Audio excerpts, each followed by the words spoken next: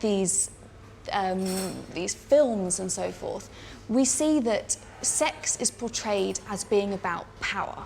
It's about a man will take it from a woman, he'll do it to her, he'll give it to her. It's not about exchange and communication and mutual respect. We still have some pretty old school ideas that if women behave in a certain way, then they're sluts. And if some men get the wrong idea, then what do they expect? A major study showed that we have deep-seated stereotypes about rape in our society. 34% of people thought that a woman was fully or partially responsible for being raped if she was flirting. 30% thought a woman was responsible if she was drunk. 26% thought a woman was responsible if she was wearing sexy or revealing clothing. It all basically adds up to the idea that if you get raped, it's somehow your fault. Do you know what really gets me? Is that people can still think this way. I mean, we all go out with our mates, get dolled up, but I just don't understand how people can still think that you're somehow asking for it, as though rape is just out there waiting for you. That seems like putting blame on the victim instead of on the perpetrator, the rapist. And to me, that's just not right. Most rapes are perpetrated by a small minority of men. Yet, I almost never hear anyone asking men what they think about rape. So I'm meeting up with a group of young men from a community project in London who are willing to talk to me about it. I want to know what they think of the idea that women could bring rape upon themselves. I don't think anyone could ask for that, but they could put themselves in a situation where it's likely to happen. You know, say a girl's dressed in a certain way, you're in a club, a girl is coming towards you and, you know, you're acting friendly and you're buying drinks and everything seems okay. And then it gets to a point where a guy could be taking that a certain way, thinking, you know, all systems go. So she's leading someone on? Leading someone on, basically. But just because someone's leading someone on, do you think then that could end in rape? It could end, but whether it warrants to end in rape, that's different. I don't think it should.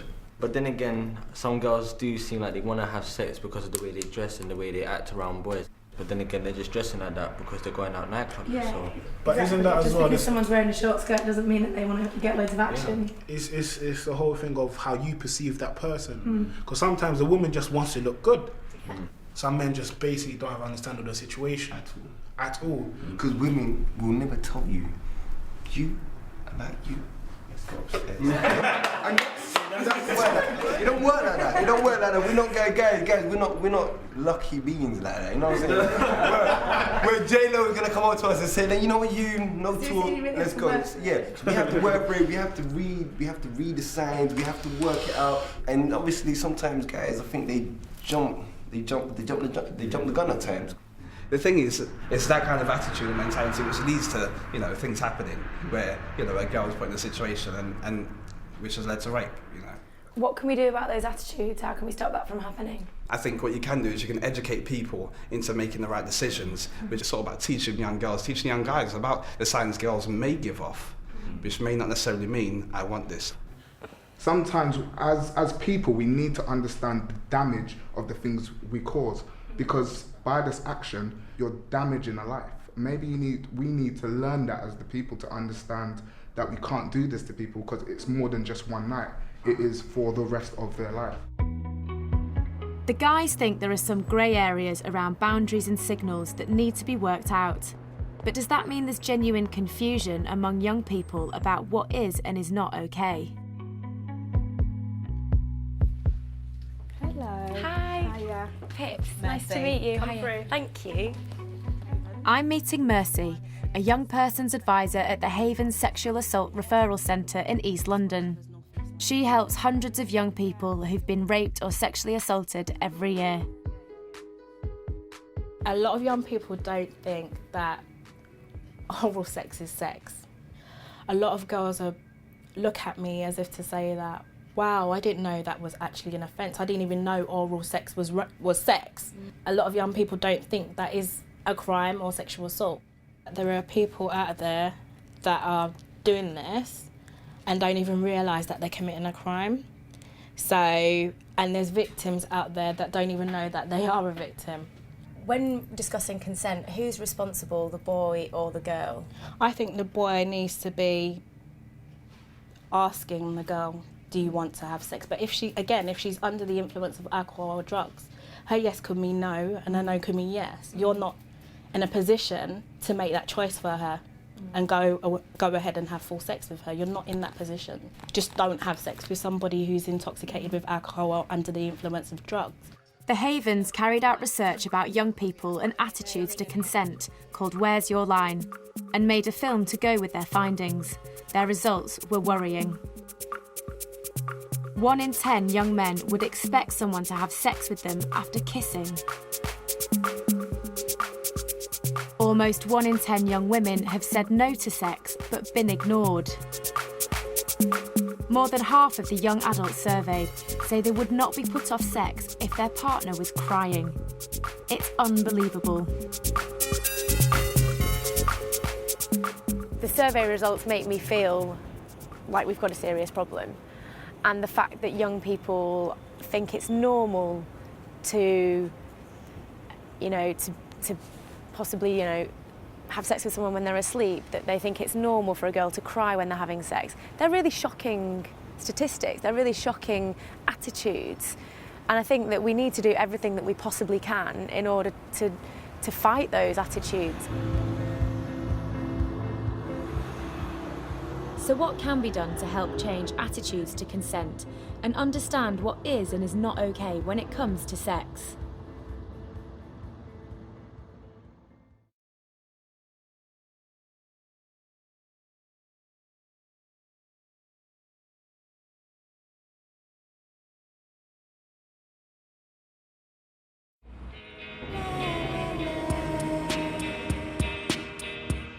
One of the biggest stereotypes about rape is that a rapist will be some stranger in a dark alley. But in fact, most women know their attackers.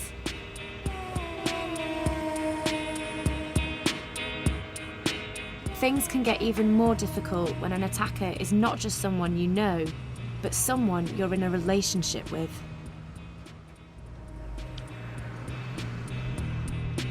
Today, I'm meeting Laura. Several years ago, her then boyfriend agreed to take their relationship slowly and wait until she was ready for them to sleep together.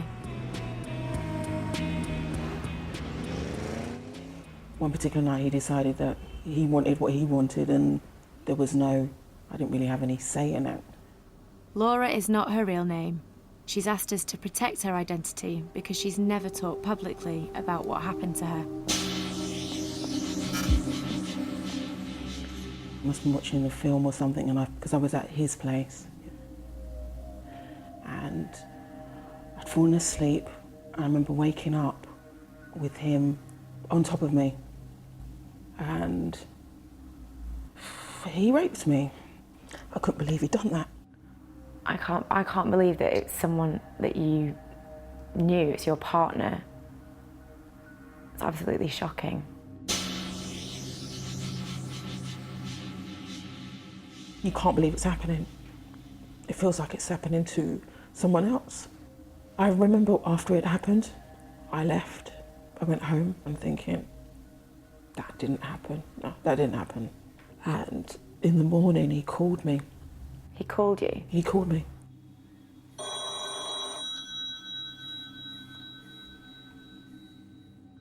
He said, are you okay? And I said, no, I'm not. Don't call me. And he was like, I'm so sorry. I said, just leave me alone.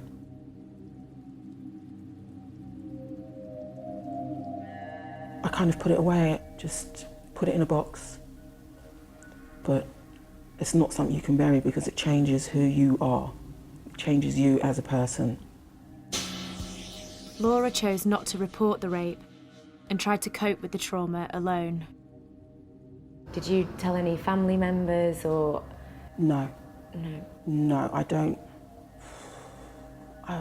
This is one of the reasons why I wanted to do this today.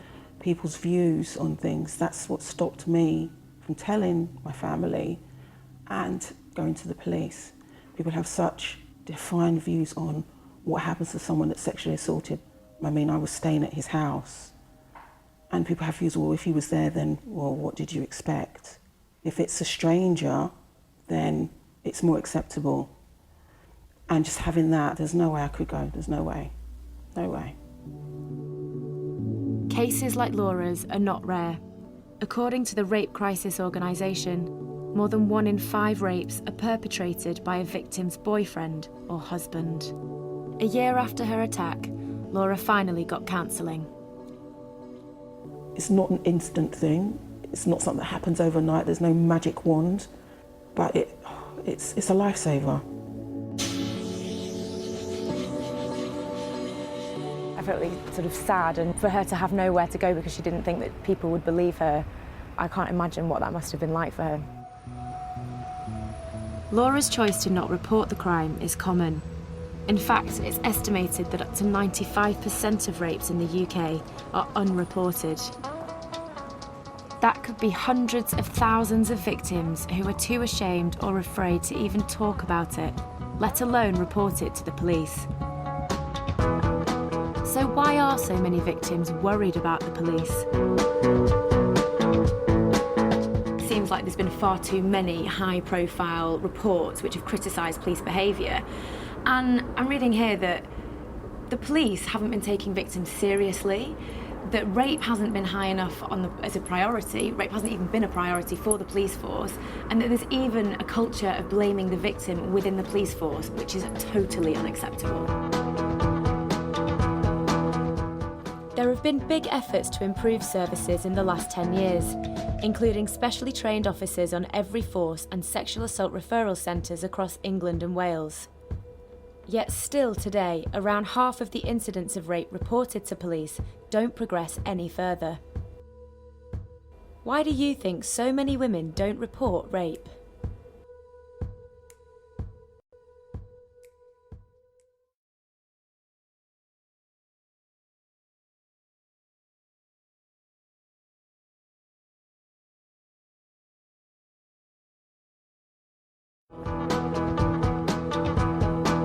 Today, around half of the incidents of rape that are reported to the police don't progress any further.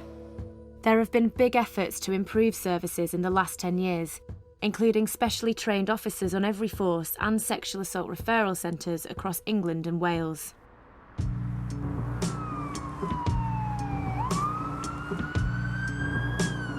One police force in England that has changed how it investigates rape is Avon and Somerset.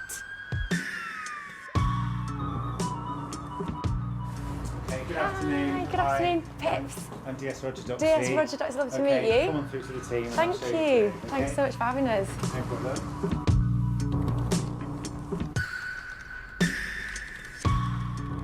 Operation Bluestone is a dedicated unit set up in 2009. It's improved the conviction rates here and also the numbers of victims seeing cases through to court. All the officers here volunteered for the unit. They deal with a rape case from reporting to trial, which means a victim gets to deal with the same people all the way through the process.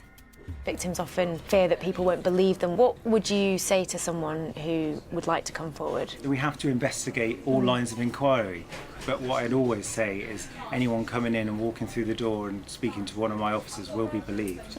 That's just a given. Many people have a perception that there are flaws in the system when concerning rape cases. Do you feel that in any way?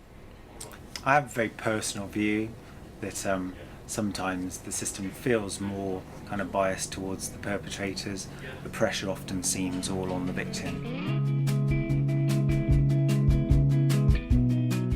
Reporting a rape will usually involve giving detailed statements about the attack, answering questions, and going through a forensic medical examination to build up evidence. It's not an easy process for any victim of a traumatic event. And unfortunately, going through that process is no guarantee that your case will even get to court. Today, I'm meeting with a young woman I'm going to call Natalie. We have to protect her identity for legal reasons.